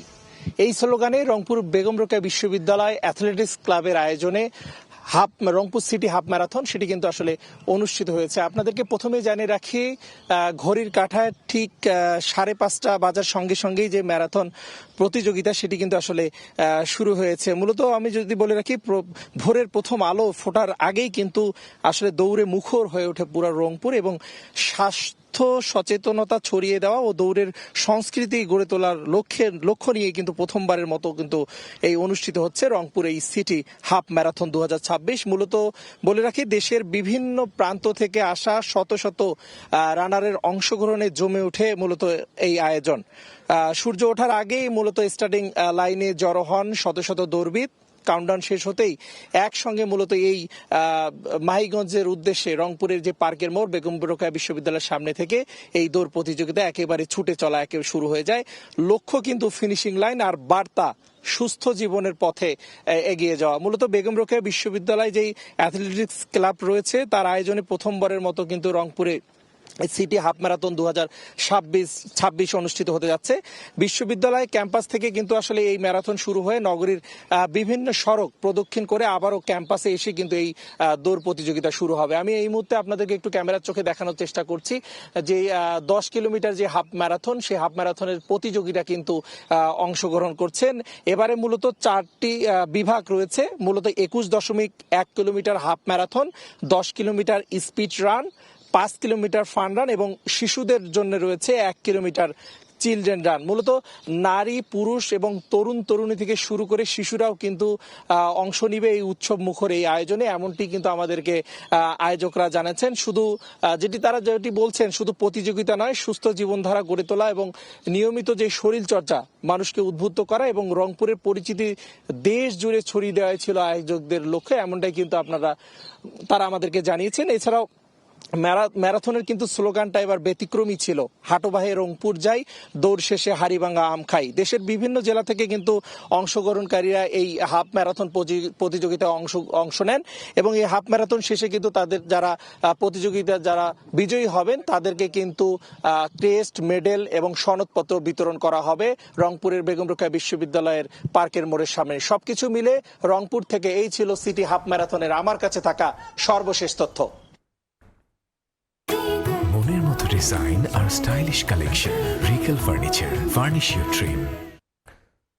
টানা বৃষ্টিতে রোহিঙ্গা আশ্রয় শিবিরে পাহাড় ধসের ঝুঁকিতে লাখো মানুষের জীবন। শরণার্থী ত্রাণ ও প্রত্যাবাসন কমিশনার জানান, সচেতনতা বৃদ্ধির পাশাপাশি অতি ঝুঁকিপূর্ণ এলাকা থেকে বসবাসকারীদের নিরাপদ স্থানে সরিয়ে নেওয়া হবে। এজন্য সহায়তা বাড়াতে দাতাদের প্রতি আহ্বান জানিয়েছে UNHCR। বিস্তারিত রিপোর্টে। কক্সবাজারের উখিয়ার কুতুপালং মেগা ক্যাম্প, যা বিশ্বের সবচেয়ে বড় রোহিঙ্গা আশ্রয় শিবির। এখানকার 4 নম্বর ক্যাম্পে পাহাড় কেটে গড়ে তোলা হয়েছে শত শত বসতি। পাদদেশ ও ঢাল জুড়ে গড়ে ওঠা বসতিতে বাস করছেন লাখেরও বেশি রোহিঙ্গা। বর্ষার টানা বৃষ্টিতে নরম হয়ে যাচ্ছে পাহাড়ের ঢাল, ধসে পড়ে মাটি। ঝুঁকি কমাতে বালু ভর্তি বস্তা ও ত্রিপল ব্যবহার করা হলেও পুরোপুরি ঠেকানো যাচ্ছে না ধস। শুধু এই ক্যাম্প নয়, উখিয়া ও টেকনাফে 33টি ক্যাম্পের মধ্যে অন্তত 8টি ক্যাম্প রয়েছে পাহাড় ধসের উচ্চ ঝুঁকিতে। বর্ষায় টানা ভারী বর্ষণ হলেই বাড়ে তাদের উদ্বেগ। ঘর ভাঙি যাবে গই, আর তা ভাড়ুলা নিবে, একান সমস্যা খাঞ্জা বাঁচার গই, একান সমস্যা ডর লাগে ফাঞ্জান আর আছে পাহাড় খাঞ্জা আর তো বেশি ডর হয়ে খাঞ্জা ভাঙি করে রোড গাড়ির সমস্যা। জ্বর করে আর মিষ্টি নয়, আর জ্বর করে এখন যদি খাদ্য পারে বাঁয়ে পড়লে আর এখন গড় লাগলো বেশি অবস্থা। ঝুঁকি মোকাবেলায় দুর্যোগ প্রস্তুতি ও প্রতিরোধমূলক কার্যক্রমে আরও সহায়তা বাড়াতে দাতাদেশ ও সংস্থাগুলোর প্রতি আহ্বান জানিয়েছে জাতিসংঘের শরণার্থী বিষয়ক সংস্থা UNHCR। সমাধানের একমাত্র পথ হচ্ছে ক্যাম্পগুলো নকশা অনুযায়ী বাড়িঘর নির্মাণ করা। মনে রাখতে হবে, ঝুঁকি মোকাবেলায় প্রতিকারের চেয়ে প্রতিরোধ গুরুত্বপূর্ণ। ভূমিধসের ঝুঁকিপূর্ণ এলাকাগুলোতে নজরদারি বাড়ানো হয়েছে। প্রয়োজনে বাসিন্দাদের নিরাপদ স্থানে সরিয়ে নেওয়া হবে বলে জানিয়েছে শরণার্থী ত্রাণ ও প্রত্যাবাসন কমিশন। যেসব এলাকাগুলো ল্যান্ডস্লাইডের জন্য ঝুঁকিপূর্ণ সেই সব জায়গার প্রতি খেয়াল রাখা, যদি বেশি মাত্রায় বৃষ্টিপাত হয় ওই এলাকার বাসিন্দাদেরকে একটু অন্যত্র সরিয়ে নিয়ে যাওয়া। গত ৮ বছরে কক্সবাজারের উখিয়া ও টেকনাফে ৩৩টি ক্যাম্পে পাহাড় ধসের ঘটনায় প্রাণ হারান ৩০ জনের বেশি রোহিঙ্গা। সুজাউদ্দিন রুবেল, সময় সংবাদ, কক্সবাজার। নোয়াখালীর দ্বীপ উপজেলা হাতিয়ায় সরকারি 10টি দফতরে বেশিরভাগ পদই শূন্য। নিয়োগ না দেওয়ায় অন্য উপজেলার একই কর্মকর্তাকে দেওয়া হয়েছে অতিরিক্ত দায়িত্ব। তবে তারাও নিয়মিত অফিস না করায় সরকারি বিভিন্ন কর্মসূচি বাস্তবায়নে দেখা দিয়েছে স্থবিরতা। সাইফুল্লাহ কামরুলের পাঠানো তথ্য ও মোহাম্মদ ইয়াসিনের ছবি নিয়ে রিপোর্ট। নোয়াখালীর হাতিয়া উপজেলা মহিলা বিষয়ক কর্মকর্তার পদ প্রায় 1 বছর ধরে শূন্য। পাশাপাশি ওই দফতরের 5টি কর্মকর্তার মধ্যে 4টি খালি রয়েছে দীর্ঘদিন। ফলে নারী উন্নয়ন, প্রশিক্ষণ ও সরকারি বিভিন্ন কর্মসূচি বাস্তবায়নে দেখা দিয়েছে স্থবিরতা। শুধু মহিলা বিষয়ক দফতরই নয়, যুব উন্নয়ন কর্মকর্তা, সমাজসেবা কর্মকর্তা, উপজেলা প্রাণী সম্পদ কর্মকর্তা, মাধ্যমিক শিক্ষা কর্মকর্তা, উপজেলা পরিসংখ্যান কর্মকর্তা, মৎস্য কর্মকর্তা এবং নির্বাচন কর্মকর্তার মতো গুরুত্বপূর্ণ পদেও নেই স্থায়ী কর্মকর্তা। অন্য উপজেলার একই কর্মকর্তাকে দেওয়া হয়েছে অতিরিক্ত দায়িত্ব। তবে তারা হাতিয়ায় আসেন না বলে অভিযোগ স্থানীয়দের। সরকারি কর্মকর্তা না থাকার কারণে সাধারণ মানুষ খুব একটা জটিলতার মধ্যে পড়ে। অফিসার না থাকার কারণে আপনার কর্মকাণ্ড স্থবিরতা এবং যথানিয়মে যথাযথভাবে হচ্ছে না। এখানে মহিলা বিষয়ক কর্মকর্তা নেই, তো এখানে নারীরা অনেক দিক থেকে পিছিয়ে যাচ্ছে। সরকারের কাছে আহ্বান জানাবো যেন অতি দ্রুত এই বিষয়গুলা উনি মাথায় নিয়ে অতি দ্রুত সংশোধন করে। শিক্ষাক্ষেত্রেও একই চিত্র। হাতিয়া দ্বীপ সরকারি কলেজে নেই অধ্যক্ষ ও উপাধ্যক্ষ। সরকারি বালক ও বালিকা উচ্চ বিদ্যালয়ে প্রধান শিক্ষক ও সহকারী প্রধান শিক্ষকের পদ শূন্য। এমনকি উপজেলা স্বাস্থ্য কমপ্লেক্সে দীর্ঘদিন ধরে নেই গাইনি বিশেষজ্ঞ ও জেনারেল সার্জন। ফলে জটিল রোগে আক্রান্ত রোগীদের উন্নত চিকিৎসার জন্য নোয়াখালী সদর কিংবা চট্টগ্রামে যেতে হচ্ছে। একাধিকবার লিখিত পাঠিয়েছি জনবলের জন্য আবেদন জানিয়ে, এবং ঊর্ধ্বতন কর্তৃপক্ষকে আমরা ফোনের মাধ্যমেও অবহিত করেছি। জনবল সংকট সমাধানে মন্ত্রণালয়ে জানানো হয়েছে বলে জানান জেলা প্রশাসক। ফুল টাইম কর্মকর্তা পদায়ন থাকলে কাজকর্মগুলো বাস্তবায়ন করা অনেক সহজ হয়। তো আমরা ইতিমধ্যে এই বিষয়টি সংশ্লিষ্ট বিভাগীয় প্রধান যারা রয়েছেন জেলা পর্যায়ের কর্মকর্তা তাদের দৃষ্টিতে এনেছে, প্লাস আমরা মন্ত্রণালয়ের দৃষ্টিতে আনবো। হাতিয়া উপজেলায় সরকারের 23টি দফতরের কার্যালয় রয়েছে। সময় সংবাদ, নোয়াখালী। প্রতি বছর বর্ষায় রাঙামাটির বিভিন্ন স্থান পর্যটকের পদচারণায় মুখর থাকলেও এবছর উল্টো চিত্র। পর্যটক না থাকায় অলস সময় পার করছেন ব্যবসায়ীরা। পর্যটন শিল্পের উপর নির্ভরশীল 15,000 মানুষের জীবিকায় নেমেছে অনিশ্চয়তা। হেফাজত সবুজের তথ্য, রাজীব দাস মুন্নার ছবিতে রিপোর্ট। পানিতে ভাসছে না পর্যটকবাহী নৌযান, সেতুতে নেই মানুষের আনাগোনা, অথচ প্রতি বছর বর্ষায় পর্যটকদের পদচারণায় মুখর থাকে দেশের বৃহৎ এ পর্যটন খাত।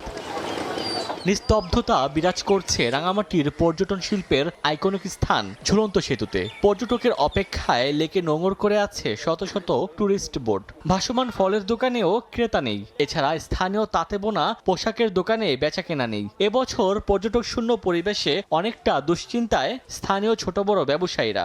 1 মাস আগে 3,000-4,000 টাকা বিক্রি হতো ডেলি, আর এখন হয় 500 টাকাও বিক্রি করতে, 500-700 টাকা বিক্রি করতে কষ্ট হয়। ব্যবসা বাণিজ্য খারাপ, এর জন্য আমরা পরিবার চালাতে খুব কষ্ট হচ্ছে আমাদের। এখন যদি টুরিস্ট হইতো তাহলে একটু ভালো হতো, যেমন আমাদের চলতেও খুব কষ্ট হচ্ছে।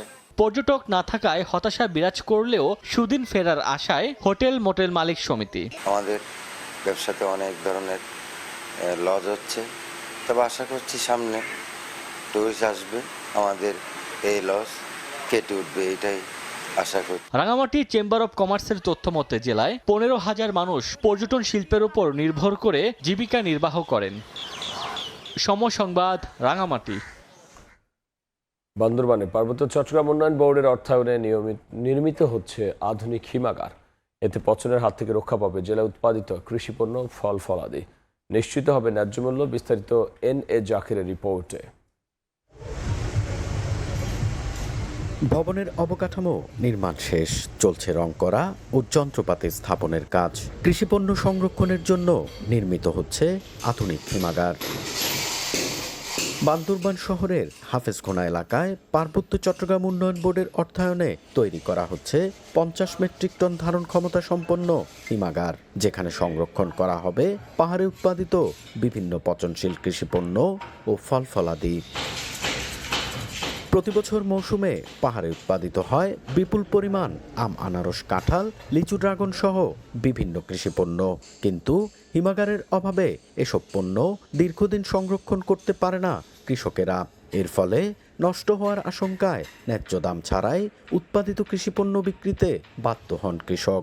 আধুনিক সুবিধা সম্বলিত হিমাগারটি চালু হলে কৃষিপণ্য ও ফল ফলাদি দীর্ঘদিন সংরক্ষণ করার পাশাপাশি বাজারের চাহিদা অনুযায়ী বিক্রির সুযোগ পাবেন কৃষক। কলা, আনারস, আম, লিচু, কাঁঠাল এগুলো দীর্ঘদিন হিমাগার না থাকার কারণে কৃষকরা ফেলে নষ্ট হয়ে ফেলে দিচ্ছে। এটা যদি সুস্থভাবে পরিচালিত হয়, এখানে কৃষকরা উপযুক্ত দাম পাবে। সরকারের যে উদ্যোগ নিচ্ছে, এই উদ্যোগ যদি মানে চালু করে কৃষকের সদর বেশি ভালো হবে। হিমাগারটি চালু হলে কৃষিক্ষেত্রে বৈপ্লবিক পরিবর্তনের পাশাপাশি কৃষকদের ভাগ্য উন্নয়ন হবে বলে জানায় পার্বত্য চট্টগ্রাম উন্নয়ন বোর্ড। এটা একটা কৃষকের ভাগ্যের পরিবর্তনের নতুন চালিকা শক্তি হিসেবে প্রথম কাজ করবে আশা করি। 1,85,00,000 টাকা ব্যয়ে হিমাগার নির্মাণ প্রকল্পটি বাস্তবায়ন করছে ঠিকাদারি প্রতিষ্ঠান green valley construction. NA Zakir, সময় সংবাদ, বান্দরবান।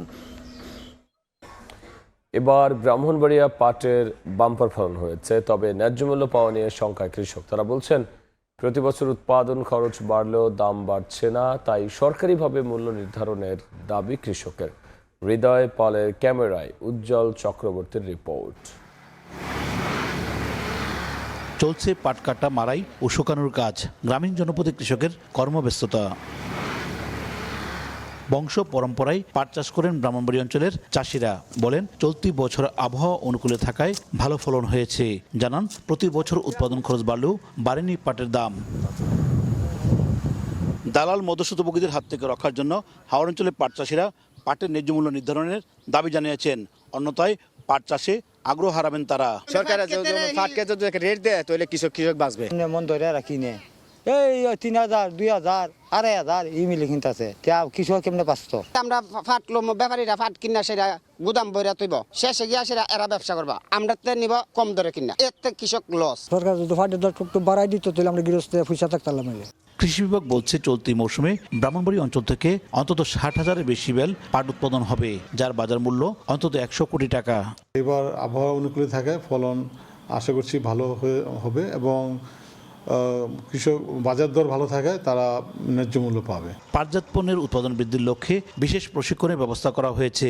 রপ্তানি করতে চাইলে সহায়তার কথা জানিয়েছে কৃষি বিপণন অধিদপ্তর। কেউ যদি পাট নিয়ে কাজ করতে চায়, পাট নিয়ে কোনো পণ্য উৎপাদন করতে চায়, তো আমাদের কৃষি বিপণন অধিদপ্তর থেকে সেই সুযোগটা আছে, কেউ যদি চায়। চলতি মৌসুমে হাওড় বিস্তৃত নাসিরনগর, সরাইল, বিজয়নগর, নবীনগর এবং বানসারাপুরে 4,575 হেক্টর জমিতে আবাদ হয়েছে দেশি ক্যানাফ, মেস্তা ও তুষা জাতের পাট। উজ্জ্বল চক্রবর্তী, সময় সংবাদ, ব্রাহ্মণবাড়িয়া। বর্ষা মৌসুম শুরু হতেই লালমনিরহাটের বাজারে উঠতে শুরু করেছে নানান ধরনের শাকসবজি। আর নোয়াখালী বেগমগঞ্জ চৌরাস্তায় মাছের অস্থায়ী বাজারে চলছে জমজমাট বেচা কেনা। এ বিষয়ে বিস্তারিত জানাতে লালমনিরহাটে আছেন সহকর্মী সুফিয়ান আল হাসান এবং নোয়াখালীতে আছেন সাইফুল্লাহ কামরুল। সরাসরি প্রথমে যাচ্ছি সুফিয়ান আল হাসানের কাছে। আমি এই মুহূর্তে রয়েছি লালমনিরহাটের বড়বাড়ি পাইকারি যে কাঁচা বাজারের আড়ত রয়েছে সেখানে। আপনাকে যদি আমি বলি যে লালমনিরহাটে কিন্তু কয়েকদিন থেকে টানা বৃষ্টি চলছে, সেই বৃষ্টির কারণে অনেকেই কিন্তু তাদের যে ফসল রয়েছে সেই ফসল কিন্তু ঠিকভাবে তুলতে পারছেন না। তবুও কিন্তু আমরা এখানে এসে যেটা জানলাম যে কাঁচা বাজারের যে বর্তমান বাজার দর সেটি কিন্তু স্বাভাবিক রয়েছে। আমি আপনাকে যদি একটু বলি সেটি হচ্ছে যে এখানে কাঁচামরিচ 65 থেকে 70 টাকা পাইকারি দরে যাচ্ছে, আলু 18 থেকে 20 টাকা, বেগুন যাচ্ছে 30 থেকে 35 টাকা, করলা যাচ্ছে 20 থেকে 22 টাকা, পটল যাচ্ছে 21 থেকে 22 টাকা, এবং এখানে যে দেশি পটল রয়েছে সেটি কিন্তু 30 থেকে 32 টাকা যাচ্ছে। এবং আমরা রসুনের দাম যদি জানি সেটা যাচ্ছে 50 থেকে 55 টাকা পর্যন্ত। এবং শসার যেটি রেট রয়েছে সেটি পাইকারি দর কেজি প্রতি 27 টাকা দরে এখানে বিক্রয় হচ্ছে। তো আমি যেই কাঁচা বাজারের আড়তটিতে রয়েছি এটি লালমনিরহাটের বড়বাড়িতে অবস্থিত। এখান থেকে আশেপাশের যে উপজেলাগুলো রয়েছে তারা কিন্তু সেই উপজেলার যে ব্যবসায়িক রয়েছেন, কাঁচা মালের যারা ব্যবসা করেন, তারা কিন্তু খুব সকালে উঠেই এই পাইকারি বাজার থেকেই তাদের নিত্য বিক্রয়ের যে পণ্যগুলো রয়েছে তারা কিন্তু সেটি এখান থেকে ক্রয় করেন এবং সেটি এই জেলার যে সাধারণ মানুষ রয়েছেন তাদের কাছে বিক্রয় করেন। আমরা তবে এখানে যারা এই কাঁচা বাজারে তাদের পণ্য বিক্রয় করতে আসছেন তাদের সাথে কথা বলেছি। তারা যেমনটি বলছেন যে তারা মোটামুটি ভালো দাম পাচ্ছেন এবং তাদের যে আশা, দামের যে আশা সেটি তারা মোটামুটি ভাবে পাচ্ছেন। এবং আমরা এখানে যারা খুচরা যারা ক্রয় করতে এসেছেন তাদের সাথে কথা বলেছি। তারা যেমনটা বলছেন যে সারা দেশে বৃষ্টি চলমান থাকলেও কাঁচা বাজারের যে দাম সেটি স্বাভাবিক রয়েছে এবং সাধারণ মানুষ যারা রয়েছেন তারা কিন্তু স্বস্তিতে রয়েছেন, এমনটি আমাদেরকে এখানকার যারা রয়েছেন তারা আমাদেরকে তেমনটি জানিয়েছেন। তো আমরা এই মুহূর্তে যাব আমাদের সহকর্মী সাইফুল্লাহর কাছে, তিনি নোয়াখালী থেকে আমাদের সাথে যুক্ত হবেন।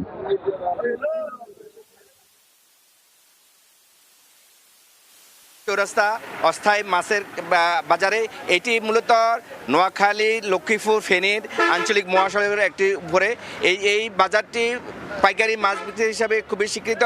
এখানে মূলত ভোর 6টা থেকে সকাল 8টা পর্যন্ত এখানে মাছ বিক্রি করা হয়। এখানকার বিক্রেতাদের সাথে আলাপ করে আমি যেটি জানতে পেরেছি সেটি হলো যে গত সপ্তাহে যেখানে ছোট আকারের রুই মাছের দাম ছিল 275 থেকে 75 টাকা, এটি এখন বেড়ে 375 টাকা হয়েছে। বড় রুই মাছ ছিল 375 টাকা, এটি এখন 400, আজকের বাজার 450 টাকা। এখানে কার্পুর মাছ যেটি ছিল সেটি হলো 220 টাকা, আজকে এটা বেড়ে 250 টাকা হয়েছে।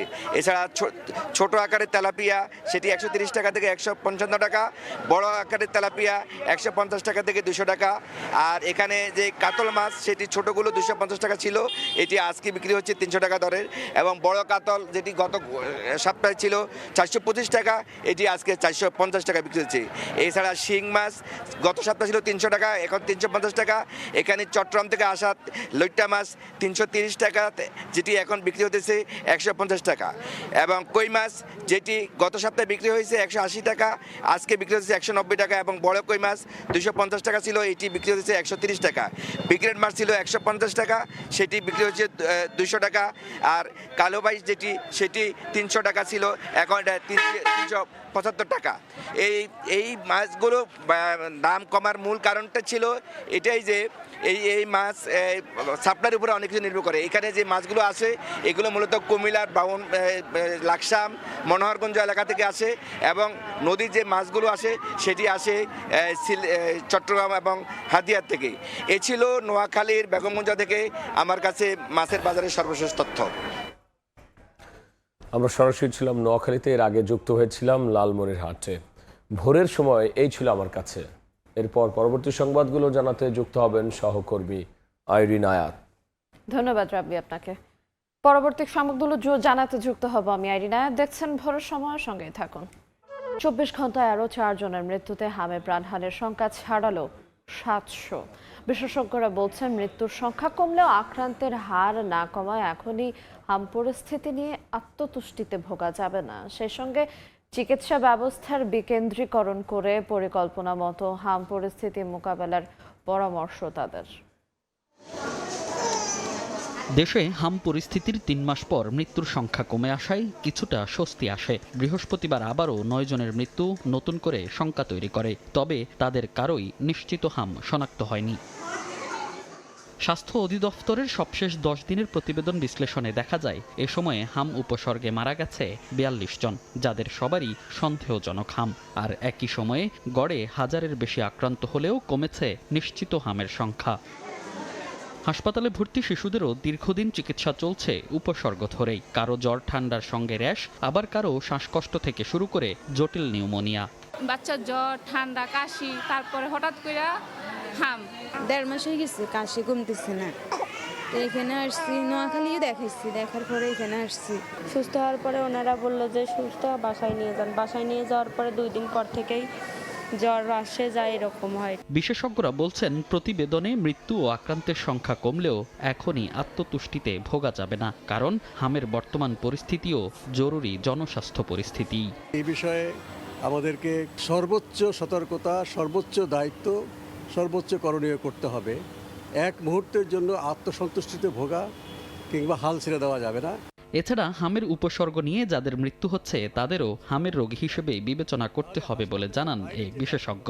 এটা বলা ভুল যে তার তো হাম সেরে গেছে, তারপরে সে নিউমোনিয়ায় মারা গেল, এটা হামে মৃত্যু না। না, এটাও হামজনিত মৃত্যু, কারণ হামের কারণেই তার নিউমোনিয়া হয়েছে, অন্য ইনফেকশন হয়েছে বা অন্য জটিলতা এসে মারা যাচ্ছে।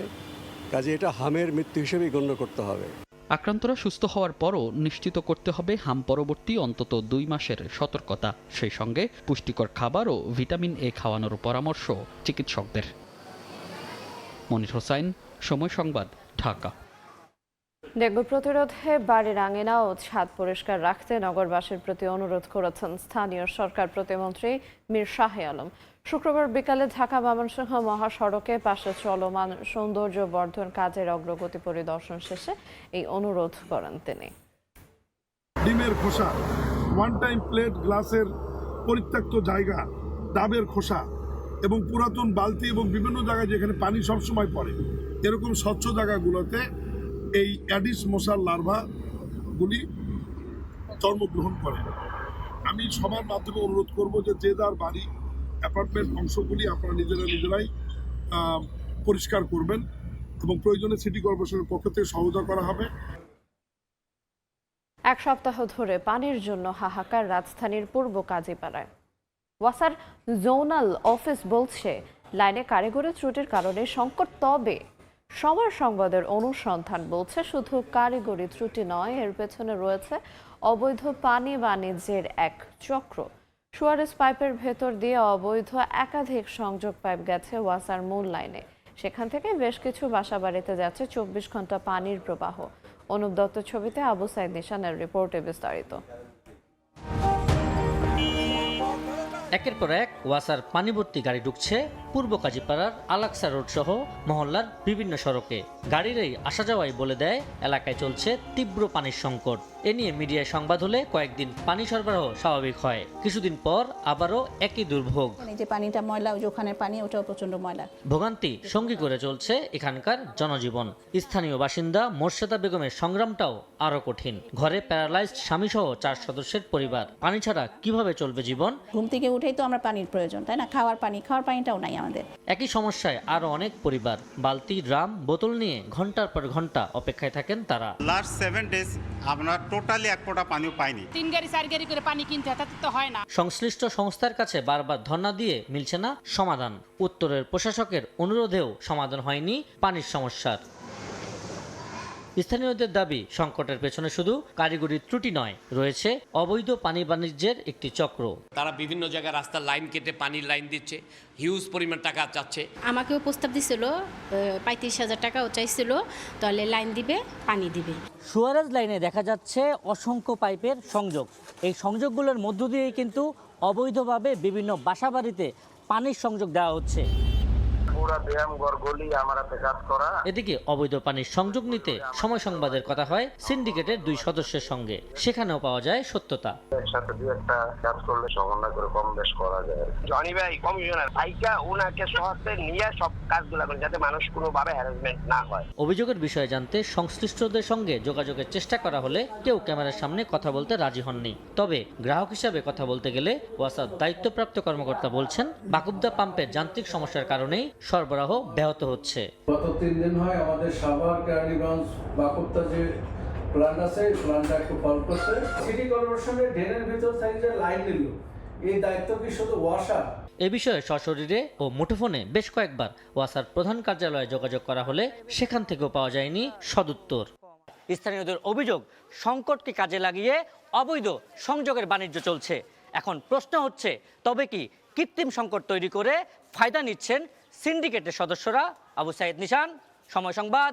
সরকার কোনো শিক্ষার্থীর পড়ালেখা বন্ধ হতে দেবে না বলে জানিয়েছেন সমাজ কল্যাণ মন্ত্রী ডাক্তার AZM জাহিদ হোসেন।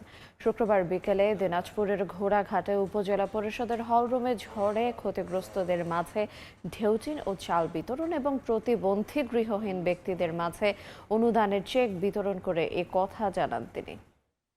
আমরা অত্যন্ত সোচ্চার, আমাদের শিশু এবং নারী তাদের অধিকার সুরক্ষা করা, তাদের উপর কোনো ধরনের অন্যায় বা কোনো জুলুম যাতে কোনো পর্যায় থেকে না হয় সেটার ব্যাপারে আমাদের প্রতিরোধমূলক কোনো কর্মসূচি তো আছেই, সেই সাথে মানুষকে উদ্বুদ্ধ করা যে শিশুদের কী অধিকার, নারীদের কী অধিকার এবং তাদেরকে সম্মান করা। পোষণ বন্ধ ও পানির হিস্যা বুঝে না পাওয়া পর্যন্ত ভারতের সঙ্গে সম্পর্ক স্বাভাবিক হওয়ার সুযোগ নেই বলে মন্তব্য করেছেন এনসিপির মুখ্য সংগঠক সার্জিস আলম। শুক্রবার বিকালে মৌলভীবাজারের কুলাউড়া সীমান্তে বিএসএফ এর গুলিতে নিহত মুজিবের পরিবারের সঙ্গে সাক্ষাৎ শেষে এ মন্তব্য করেন তিনি। তারা যদি সীমান্তে একটার পর একটা হত্যা করে, তারা যদি পুশিনের মতো এই ধরনের সার্বভৌমত্বের জন্য হুমকিমূলক এই কাজগুলো করে, তারা যদি আমাদেরকে ন্যায্য পানির যে হিস্যা সেই হিস্যা বুঝে না দেয়, তাহলে তাদের সাথে আমাদের সম্পর্ক স্বাভাবিক হওয়ার কোনো সুযোগ নেই। লক্ষ্মীপুরে বাসায় ঢুকে মা ও 3 মেয়েকে কুপিয়ে হত্যার ঘটনায় মামলা হয়েছে। শুক্রবার বিকেলে নিহত পরিবারের একমাত্র ছেলে জুনায়েদ ইসলাম সিফাত অজ্ঞাত আসামিদের বিরুদ্ধে এই মামলা দায়ের করেন। বৃহস্পতিবার সকালে রায়পুর পৌরসভার নদীর পাড় সড়কের আমির হোসেন মাস্টারের 5ম তলা ভবনের নিচতলার বাসায় ঢুকে শাহিনুর বেগম ও তার মেয়ে সাইমা আক্তার, নাফিসা আক্তার, ইকরা এবং ফাতিমা আক্তার শিফাকে কুপিয়ে হত্যা করা হয়। তাদের চিৎকার শুনে স্থানীয় বাসিন্দারা বাইরে থেকে গেট বন্ধ করে দেয়। এ সময় অভিযুক্ত ঘাতক অন্তর মজুমদার ভবনের ভেতরে আটকা পড়ে। এরপরে স্থানীয় জনগণ তাকে গণপিটুনি দেয়। পরে চিকিৎসাধীন অবস্থায় হাসপাতালে মারা যায় সে। বছর খানেক আগে অভিযুক্ত ঘাতক যুবক একই ভবনের 5ম তলায় ভাড়া থাকতেন। হত্যাকাণ্ডের ঘটনায় একটা মামলা রুজু হয়েছে, যেখানে ওই পরিবারের ছেলে সিফাত বাদী হয়ে থানায় মামলা করেছে অজ্ঞাতনামা আসামিদের বিরুদ্ধে। মামলা তদন্ত অব্যাহত আছে।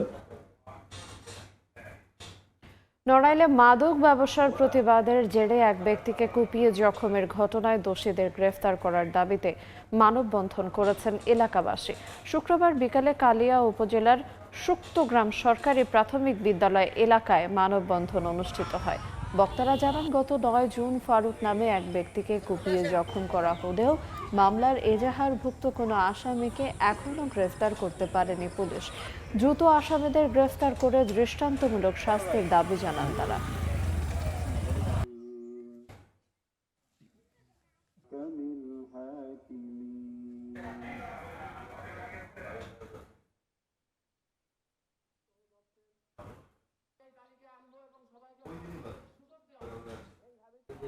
আমাদের বিদ্যমান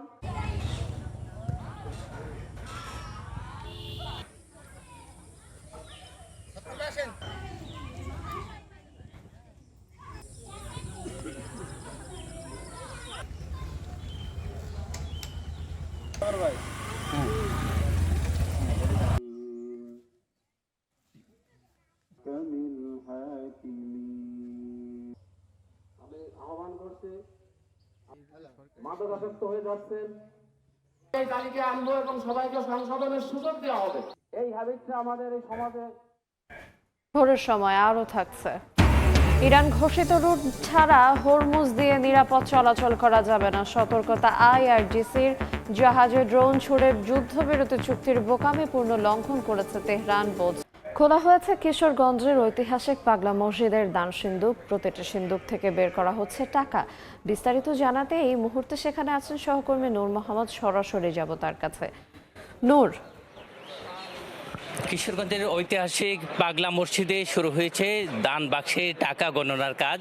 কিছুক্ষণ আগেই এই কিশোরগঞ্জের জেলা প্রশাসক সোহানা নাসরিনের নেতৃত্বে প্রশাসনের ঊর্ধ্বতন কর্মকর্তারা এই পাগলা মসজিদের যে দান সিন্ধুগুলো আছে বিভিন্ন স্থানে, সেই সিন্ধুগুলো খোলার কাজ শুরু করেছে। এখন থেকে ঠিক 10 মিনিট আগেই এই পাগলা মসজিদের যে দান সিন্ধুগুলো আছে সেটি খোলার কাজ শুরু হয়েছে। প্রথমেই যে নিচতলার যে একটি যে প্রথম যেখানে দান ঘর রয়েছে, যেখানে প্রথম 3টি সিন্ধুক রয়েছে, সেই 3টি সিন্ধুকের টাকা এই মুহূর্তে বের করে আনা হচ্ছে। আর আপনাকে যদি বলি, কিশোরগঞ্জের যে ঐতিহাসিক যে পাগলা মসজিদ আছে, এই পাগলা মসজিদে দেশ বিদেশের শত শত মানুষ এখানে মানত করেন, দান করেন। আর এই দানের টাকা দিন দিন বেড়েই চলছে এবং এক পর্যায়ে সেটি লাখ থেকে কোটি টাকা ছাড়িয়ে যায়। আর এই প্রতি 3 থেকে 4 মাস পর পর এই মসজিদের দান বাক্সগুলো খোলা হয়। তবে নানা কারণে এবার কিন্তু এই বছরই প্রথম এই দান বাক্সগুলো খোলা হচ্ছে। বলা যায় আজকে যে 27 তারিখ, গত বছরের ডিসেম্বরের 27 তারিখে এই দান বাক্সগুলো খোলা হয়েছিল সবশেষ, এবং তখন প্রায় 12.25 কোটি টাকা পাওয়া গিয়েছিল। আর এই 6 মাস পরে আজকে এই দান বাক্সগুলো খোলার কাজ শুরু হয়েছে। এই মসজিদের বিভিন্ন স্থানে, নিচতলার বিভিন্ন স্থানে, বারান্দায় এই দান বাক্সগুলো রাখা হয়েছে এবং একে একে যে 7টাই দান বাক্স খোলার কাজ শুরু হয়েছে এবং এটি দীর্ঘ সময় নেবে। 13টি দান বাক্স, এবং এই 13টি দান বাক্স থেকে যে টাকা বের করে আনা হচ্ছে এবং বস্তায় ভরে এই গণনার কাজ শুরু হবে। এবং এইটি যে দেখা যাচ্ছে এই 13টি যে বাক্সের যে এইখানে যে আমার এই যে পিছনে এই যে প্রথম যে বাক্সগুলো আছে, যে দান বাক্সগুলো, সেখান থেকে টাকা বের করা হচ্ছে এবং 13টি দান বাক্স থেকে টাকা বস্তা ভর্তি করে পরেই শুরু হবে টাকা গণনার কাজ। তো কিশোরগঞ্জের পাগলা মসজিদে, ঐতিহাসিক পাগলা মসজিদে যে দান বাক্সের টাকা গণনার কাজ শুরু হয়েছে, এ নিয়ে আমার কাছে এই ছিল সবশেষ তথ্য। আমরা সরাসরি যুক্ত ছিলাম কিশোরগঞ্জ থেকে। এবারে দেশের বাইরের খবর। ভেনেজুয়েলার পর 2টি শক্তিশালী ভূমিকম্পে প্রাণহানি বেড়ে দাঁড়িয়েছে 920 জনে, আহত হয়েছেন আরও 3360 জন। ধ্বংসস্তূপের নিচে এখনও আটকে আছেন অন্তত 172 জন। নিখোঁজের তালিকায় ছাড়িয়েছে 50,000। পরাঘাতের মধ্যেও চলছে উদ্ধার অভিযান। উদ্ধারকারী দল ও জরুরি সরঞ্জাম পাঠিয়েছে যুক্তরাজ্য, যুক্তরাষ্ট্র, নেদারল্যান্ডস, মেক্সিকো ও সুইজারল্যান্ড। পাশাপাশি 15 কোটি মার্কিন ডলারের সহায়তার ঘোষণা দিয়েছে ওয়াশিংটন। চারিদিকে কেবলই ধ্বংসযজ্ঞ। পরপর 2টি শক্তিশালী ভূমিকম্পে বিধ্বস্ত ভেনেজুয়েলার উত্তরাঞ্চল। হু হু করে বাড়ছে নিহতের সংখ্যা, আহত হয়েছেন কয়েক হাজার। এখনও ধ্বংসস্তূপের নিচে আটকে আছেন শতাধিক মানুষ। নিখোঁজের তালিকা ছাড়িয়েছে 50,000। সবচেয়ে ক্ষতিগ্রস্ত লাইগুয়েরা অঞ্চল থেকে পর্যন্ত 200-রও বেশি মানুষকে উদ্ধার করা হয়েছে। অন্তর্বর্তীকালীন প্রেসিডেন্ট ডেলসি রদ্রিগেজ জানান, মূল ভূমিকম্পের পর ইতিমধ্যেই 214টি পরাঘাত অনুভূত হয়েছে, যা উদ্ধার কাজকে আরও ঝুঁকিপূর্ণ ও জটিল করে তুলছে। তবুও জীবিতদের উদ্ধারে দিনরাত কাজ চালিয়ে যাচ্ছেন উদ্ধারকর্মীরা। রাজধানী কারাকাস সহ বিস্তীর্ণ এলাকায় শত শত ভবন, হাসপাতাল, শিক্ষা প্রতিষ্ঠান, শপিং সেন্টার ও হাজারও বেশি অবকাঠামো ক্ষতিগ্রস্ত বা ধ্বংস হয়েছে। আহতদের চিকিৎসায় অস্থায়ী চিকিৎসা কেন্দ্র চালু করা হলেও চিকিৎসকরা বলছেন, দুর্যোগের আগেই হাসপাতালগুলো ঔষধ ও চিকিৎসা সামগ্রীর তীব্র সংকটে ছিল।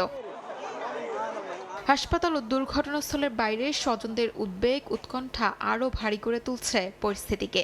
নিখোঁজ স্বজনদের খোঁজে শত শত মানুষ ভিড় করছেন বিভিন্ন আশ্রয়কেন্দ্রে ও চিকিৎসা কেন্দ্রে। এরই মধ্যেই ধ্বংসস্তূপের নিচ থেকে 3 ভাই বোনকে জীবিত উদ্ধারের ঘটনা কিছুটা আশার আলো দেখালেও অধিকাংশ পরিবার এখনও প্রিয়জনের অপেক্ষায়। উদ্ধার তৎপরতায় জোরদার হচ্ছে আন্তর্জাতিক সহায়তাও। উদ্ধারকারী দল প্রশিক্ষিত অনুসন্ধানী কুকুর, ড্রোন ও জরুরি সরঞ্জাম পাঠিয়েছে যুক্তরাজ্য, যুক্তরাষ্ট্র, নেদারল্যান্ডস, মেক্সিকো ও সুইজারল্যান্ড।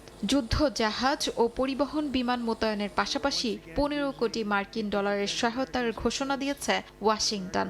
জাতিসংঘের মানবিক সহায়তা প্রধান টম ফ্লেচার বলেন, বিপর্যয় মোকাবেলায় বৈশ্বিক সমন্বিত উদ্যোগ প্রয়োজন এবং জাতিসংঘ সেই প্রচেষ্টার নেতৃত্ব দেবে। বিশ্লেষকদের মতে দীর্ঘদিনের অর্থনৈতিক সংকট, দুর্বল অবকাঠামো এবং রাজনৈতিক অস্থিরতা ভেনেজুয়েলার জন্য এই দুর্যোগ মোকাবেলাকে আরও কঠিন করে তুলেছে।